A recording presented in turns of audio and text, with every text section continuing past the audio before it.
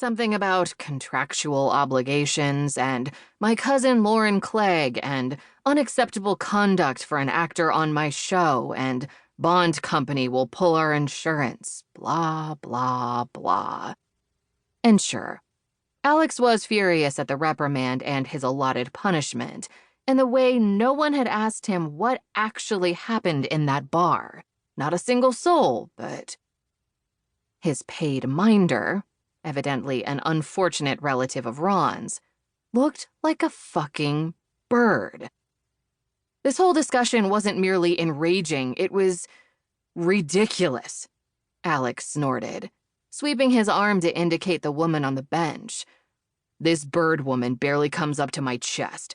How is she supposed to stop me from doing whatever I damn well please? Do you intend for her to cling to my ankle like an oversized bracelet? He considered the matter. It would make his workouts challenging, but not impossible.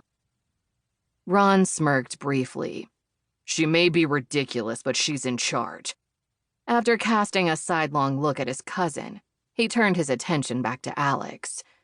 You'll do what Lauren says until the series finale airs.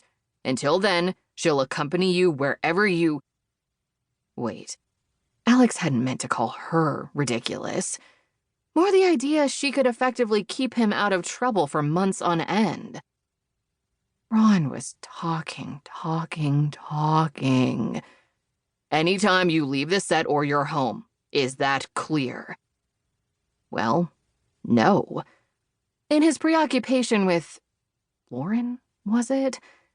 Alex hadn't paid much attention to Ron's various pronouncements and edicts. In theory, a working actor who intended to remain working should hang on his showrunner's every word.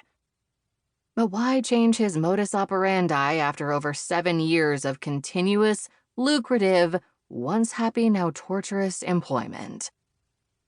Even if Ron weren't one of the most tiresome and off-putting humans in the television industry, which was saying something, Alex might still have trouble following along. His brain was a radio that either switched channels frequently or remained set on the same one for far too long, regardless of what he wanted, and the frequency it chose wasn't always the frequency he was supposed to be tuned into. That said, Ron and his fellow showrunner RJ were tiresome pricks, which meant their spots on Alex's dial were particularly patchy and problematic. Over the years, Alex had grown very skilled at hiding any lapses in attention as they spoke. Today, he wasn't bothering. Nope, it's not clear at all, Alex told Ron with a grin that stretched his face painfully. To my absolute despair, I missed most of what you just said. My heartfelt apologies. As the syrupy sarcasm of Alex's faux regret registered, Ron's jaw worked. Lauren merely continued to watch them both, her odd, asymmetrical face expressionless. Marcus, Alex's best friend, would call this pushing the damn limits and tell him to bite his tongue and consider the consequences of further insubordination. Play the film to the end, he'd urge. What happens if you don't change the script? They'd reached the final week of shooting for their series, which meant it was too late to fire Alex. But there could be other consequences.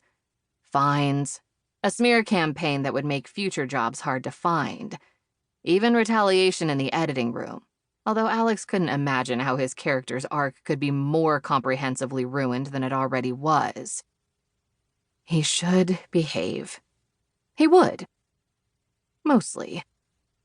Perhaps you could sum up the situation with greater brevity?